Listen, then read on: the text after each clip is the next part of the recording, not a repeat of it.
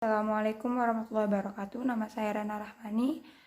Di sini saya akan mereview makalah dari kelompok 8. Eksekusi hak tanggungan adalah upaya paksa yang dilakukan pihak kreditor atau pihak pengadilan terhadap pihak debitor yang tidak mau secara sukarela memenuhi kewajibannya atau upaya paksa untuk merealisasi saksi sesuai dengan peraturan yang berlaku yang dilaksanakan seperti eksekusi putusan pengadilan yang berkekuatan hukum yang tetap, dimulai dengan teguran dan berakhir dengan penglelangan tanah yang dibebani dengan hak tanggungan.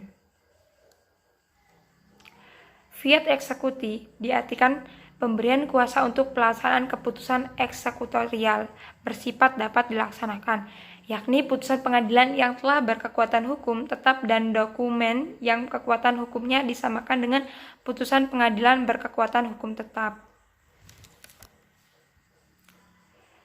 Pelaksanaan fiat eksekusi atas benda objek hak tanggungan dengan tahapan sebagai berikut. Yang pertama, pemohonan aan maning. Yang kedua, penelitian berkas. Yang ketiga, siding aan maning. Yang keempat, sita eksekusi. Yang kelima, lelang eksekusi.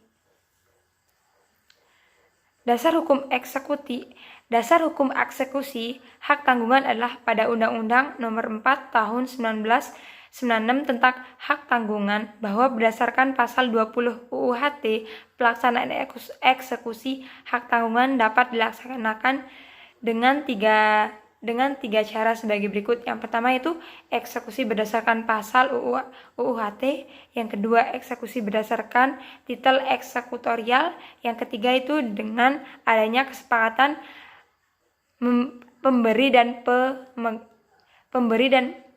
pemegang. Arbitrase adalah cara penyelesaian suatu sengketa perdata di luar peradilan umum yang didasarkan pada perjanjian arbitrase yang digunakan secara tertulis oleh para pihak yang bersengketa. Pasal 1 angka 1 Undang-Undang Nomor 30 Tahun 1999 tentang arbitrase dan alternatif penyelesaian sengketa. Sengketa dapat diselesaikan melalui arbitrase, melainkan hanya sengketa mengenai hak yang menurut hukum atau perjanjian tertulis pada para pihak. Pasal 55 Undang-Undang No. 30 Tahun 1999 mengatur tentang kompetensi absolut atau objek sengketa yang dapat diselesaikan melalui arbitrase, hanya sengketa di bidang perdagangan dan mengenai hak yang menurut hukum dan peraturan. Menurut ketentuan dalam pasal 59 sampai dengan 64 Jo, pasal 14 ayat pasal 14 Undang-Undang Republik Indonesia Nomor 30 Tahun 1999 tentang arbitrase mengatur bahwa yang berwenang melakukan eksekusi putusan arbitrase fungsional adalah pengadilan negeri tempat kediaman termohon eksekusi. Eksekusi putusan arbitrase sebagai halnya eksekusi putusan pengadilan harus mengikuti beberapa prinsip eksekusi. Yang pertama yaitu yang dapat dilakukan eksekusi adalah putusan yang telah mempunyai kekuatan hukum tetap.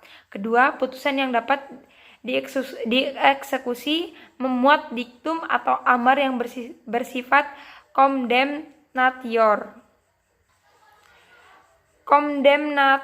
yaitu putusan yang menghukum atau memerintahkan kepada pihak yang kalah agar melakukan perbuatan tertentu.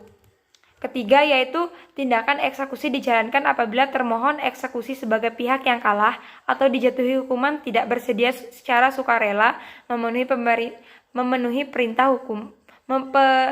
putusan.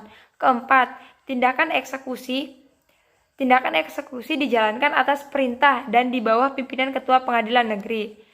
Berdasarkan ketentuan tersebut, arbiter atau kuasanya berkewajiban melakukan inisiatif untuk segera menyerahkan lembaran asli atau salinan otentik putusan arbitrase dan mendaftarkannya kepada panitera pengadilan negeri paling lambat 30 hari terhitung sejak putusan arbitrase dibacakan. Bentuk eksekusi jaminan fidusia dalam sengketa ekonomi syariah. Fidusia adalah barang yang oleh debitur dipercayakan kepada kreditor sebagai jaminan hutang. Jaminan dalam fidusia mengambil wujud penyerahan hak milik secara kepercayaan, tetapi penyerahan tidak dalam bentuk yang sebenarnya atau tidak untuk betul-betul dimiliki oleh kreditor. Pengertian fidusia menurut Undang-Undang Jaminan Fidusia adalah pengalihan hak kepemilikan suatu benda atas dasar kepercayaan dengan ketentuan bahwa benda yang hak kepemilikannya dialihkan tersebut tetap dalam penguasaan pemilik benda. Objek jaminan fidusia terdapat dalam pasal 1/4 UU JF, yakni benda. Dalam pasal 3 disebutkan bahwa untuk benda tidak bergerak harus memenuhi beberapa syarat. Yang pertama yaitu benda-benda tersebut tidak dapat dibebani dengan hak tanggungan. Yang kedua, benda-benda tersebut tidak dibebani dengan hak hipotek untuk dibendakan bergerak. Untuk benda bergerak, benda-benda tersebut tidak dapat dibebani dengan hak gadai. Resi gudang merupakan dokumen bukti kepemilikan suatu komoditas yang disimpan pada sebuah gudang yang telah dipercayakan untuk itu dan merupakan security yang menjadi instrumen perdagangan serta merupakan bagian dari sistem pemasaran dan sistem keuangan dari negara industri. Resi gudang ini bisa dijadikan alas hak atas barang yang digunakan sebagai agunan. Proses penerbitan resi gudang meliputi pihak yang dapat menerbitkan resi gudang. Bentuk resi gudang yang dapat diterbitkan: pendaftaran resi gudang ke pusat registrasi untuk mendapatkan kode pengamanan, penerbitan resi gudang pengganti, serta pendaftarannya ke pusat registrasi. Sekian dari saya. Wassalamualaikum warahmatullahi wabarakatuh.